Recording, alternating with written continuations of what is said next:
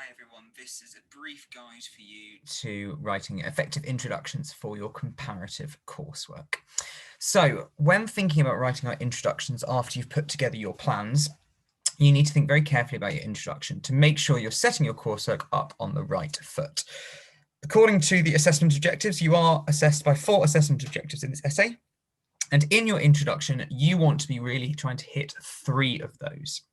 The first of which naturally is AO1. You want to make sure you're establishing a clear argument answering the question. And I'll make sure as we're going through, I'll show you some examples where we can see where that has been done in easy steps to make sure you're doing that.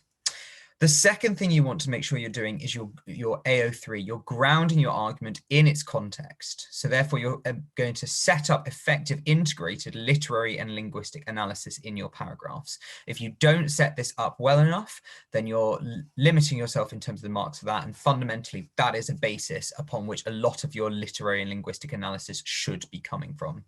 And finally, very important as well is our connections made across text for AO4. So you should be making sure you're using your comparison phrases, but also making sure that there are some comparisons between the texts as well. Fundamentally, you do not want to do your AO2 analysis. I shouldn't be seeing you talking about and identifying lots of different features because feature spotting is not going to help you, but equally, you should not be actually mentioning those at all because AO2 analysis should be limited. So what I'm going to do now is I'm going to show you 3 different introductions of past pieces of coursework. One of which follows this structure quite nicely to therefore show quite a simple way of being able to put this together and hitting all the assessment objectives. And then the other 2, whilst fairly successful, do have some errors in them in terms of things that we should probably be trying to avoid. As you're going through this, I hope you've got this document in front of you and you can make notes for your coursework as well. Feel free to take some phrases from it and also make sure that you are noting things as well for the text that might be relevant to you. So here is our first introduction. What I suggest you do now is I suggest you pause this video and just have a quick read through of it before we make a commentary on it. So looking at this introduction, what we need to first establish is what the question is. I've purposely not put the question in it to see if, as we've asked for AO1, a clear argument is established. And if you look at the opening sentence, communism was a prominent social ideology throughout the 1900s, which affected both George Orwell and Anna Funder to write novels about the socialist regime. Now, 2 words in particular stand out for me, communism and socialist in terms of this introduction. And as we can see from this piece of coursework, this coursework was actually on the concept of communism. So the very first word of this piece of coursework uses a word from the question to be able to set that up. What I also like about this is that in the first sentence, we've also established both the different authors. We haven't named the text, but we have at least named the authors, therefore establishing the clear connection between the 2. Orwell published Animal Farm in August 1995, critically allegorizing the Russian Revolution. So we're really going straight into our AO3 analysis here, explaining the authorial intention, why he has done this. I particularly like this phrase, critically allegorizing. So if we break that down, critically is a lovely adverb to be able to use because what that really does is it almost tells us the purpose without explicitly saying his purpose was this. It shows that he's being very critical of something that is happening. Now, an allegory is when you have a story that represents something else. And if you've read Animal Farm, or if you've read 1984 by George Orwell, both of those are seen as allegories, kind of a story which have a message associated with it. But if your story or one that you're doing is not an allegory, that's fine. You can still talk about critically satirizing, for example, critically mocks, anything like that, which is a really nice way of being able to put in your contextual analysis of what their authorial intention was with the ideas associated with it as well. The Russian Revolution to portray what it would be like living under a totalitarianism and oppressive government under a communist regime with means of satire. So again, we've established the tone that wants to be associated with this idea as well. Funder, however, published Stasian, Stories from Behind the Berlin Wall, in 2002, giving real-life accounts of the events that happened after the fall of the Berlin Wall, with very clearly stating why she has done this and how she has done this as well. She's talking about real-life accounts, unlike the allegory that Orwell is doing. in a first-person reportage style. So I quite like this as an introduction because although we're not going into the specific analysis, we have mentioned the style that's associated. You've got mean of satire, an allegory for Orwell, and in this one, we've actually got the first-person reportage style, something that this candidate went on to talk about in lots of detail.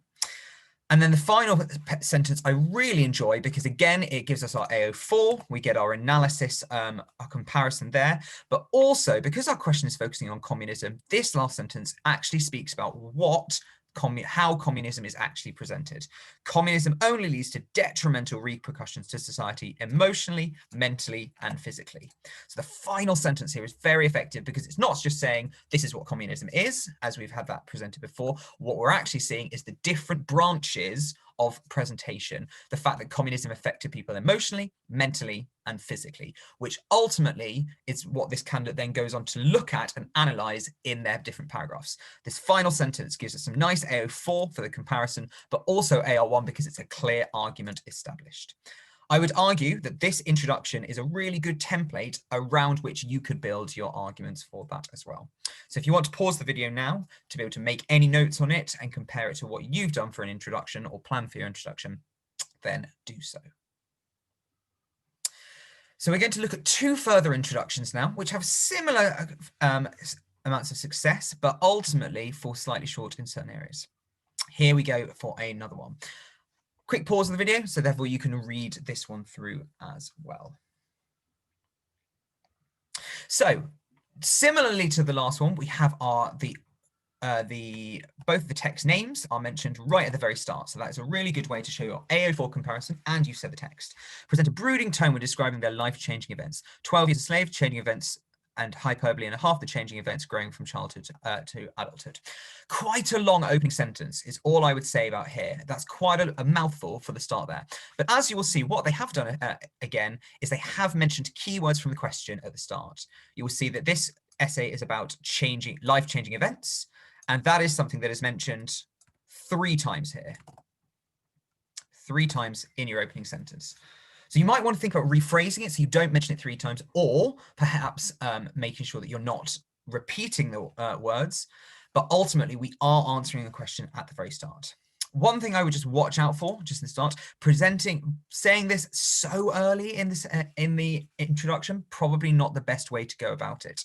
If we remember back to our previous example simply stated what the life-changing event, what communism was, rather than going straight into the tone. That came slightly later. So therefore, rather than presenting a brooding tone, if we talked about both of them, describe life-changing events and state what they were, that would perhaps be slightly more successful. What is successful is when we go on to actually talk about the novel that emphasizes the dramatic events of his life and what that actually was. So we've got some lovely AO3 there to begin with. I particularly like this statement because this is a very nice way of being able to talk about authorial intention again in quite a nuanced way. The novel by no means justifies slavery or toleration of it, neither does it strongly commend its abolition. So therefore weighing up both sides, it's not one or the other, there's a mixed nuance of it. It would have been perhaps nice if we talked there about the tone. So therefore actually saying Northup's brooding tone by no means justifies slavery or the tolerance of it, but neither does it commend its abolition. So therefore, again, giving a bit of authorial intention. And again, we get some nice AO4 coming in here. Hyperbole on the other hand was originally a blog, so where it came about in a very similar way to 12 Years a Slave. The novel is about real life events. Perhaps the comparison could be made there. The use of satire throughout the novel gives her autobiographical style a light-hearted approach.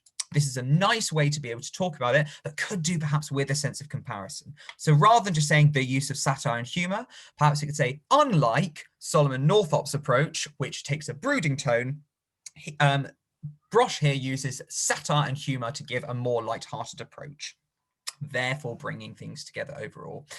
We are also missing that crucial final sentence, linking it back to the question, life-changing events, and what exactly we're trying to say about these life-changing events. Were they detrimental for the people? Did they have long-standing effects or not? That would have been a really nice way to round that off. Perhaps pause that video now just to make sure that we have a good understanding and think about reflecting on that for your introduction. And so we look at one more introduction here. Pausing the video now, I suggest you have a quick read through and think, based on what I've said before, what do you think are benefits and successes of this one? So, as we've said before, do we have the introduction where it really clearly in the opening sentence talks about what we are focusing on? Both Orwell and Pilkington's novels comment and poverty and the issues caused to society due to the consequences of it. A sentence that in itself does not actually make sense, unfortunately. We could also potentially do with naming the actual novels themselves, but at least we do have a clear comparison for AO4 in there. This one, interestingly, is about poverty, so it's great to have it there, but specifically, this question was looking at it through a first-person analysis. And as we can't see that in our opening sentence. So therefore, if we had mentioned poverty through a first-person analysis, that would be a much more effective way of building our, establishing our strong argument. Orwell's book, written in 1933, compares the experience of poverty in 2 European countries and directly shows the effects of poverty. Again, some really nice AO3 coming through straight away and talking about how it's come about. However, so for some nice AO4, Pilkington's book, written in 2010, shows him traveling around the world and experiencing first-hand cultures challenged by poverty, although chooses to comment on poverty, describing the setting he is in, for example, Peru. We have a comparison there, supposedly, for our AO4, but is that a direct comparison? Because this one is talking about 2 different countries, and this one is talking about describing the setting. I don't quite see the link fully in there. We do have, however, have some quite successful in the next part in terms of the authorial, how it's come about. Orwell was born into a military family and his dad was posted there. Orwell decided to make his writing more authentic by spending time in poverty without receiving help from his family. An interesting point that obviously links about what he's doing. So he was able to relate to the emotions and struggles of the poor. A nice link there. Carl Pilkington was born and raised on a council estate and is a comedian. This is demonstrated in his writing and the use of slang terms. What we do have there, a nice point that's made there, perhaps it would have been nice to make a comparison between these two. The fact that Orwell grew up in a rich house but chose not to take the money, unlike Carl Pilkington, who didn't have the money necessary in the first place, and therefore making that comparison about what their style was likely to be. Both authors use techniques such as declaratives throughout their novel, and by doing so, this allows the reader to comment on how they tell their story through narrative, voice, setting, and structure. Big no-no, just at the start here, authors use techniques such as declaratives. Very vague. As we know, declaratives are something that is seen throughout all stories. So therefore, stating that they use declaratives doesn't mean anything of its own accord. So I would avoid talking about that. What should have been done for our final sentence, perhaps, is if they'd done that, link both authors and talking about the general sense of what he's trying to do with his question. Poverty through a first-person analysis and what that generally is trying to say. Is he trying to kind of destigmatize, are both of them trying to destigmatize poverty? Is one satirizing it? How is that seen in their questions overall? I suggest you pause the video now, so just so you can have a think about that and maybe apply some of this to your writing. So just to sum up very quickly, steps to success for a successful introduction. First of all, make sure you make a clear comparison statement mentioning keywords from your question in your opening sentence. The next thing, make sure you give brief contextual detail about your pieces. What is the mode of each book? Are they writing it first person? Is it satire? Is it meant to be biased? What is the effect of that? And why are they writing it? How did it come about doing that? And then finally, finish up with a brief comparative statement summarizing the specific areas in your topic of focus. For example, if you're focusing on repression, you might want to specify what types of repression you are focusing on. This will give you a brief, succinct, but an introduction that focuses on all of the relevant points.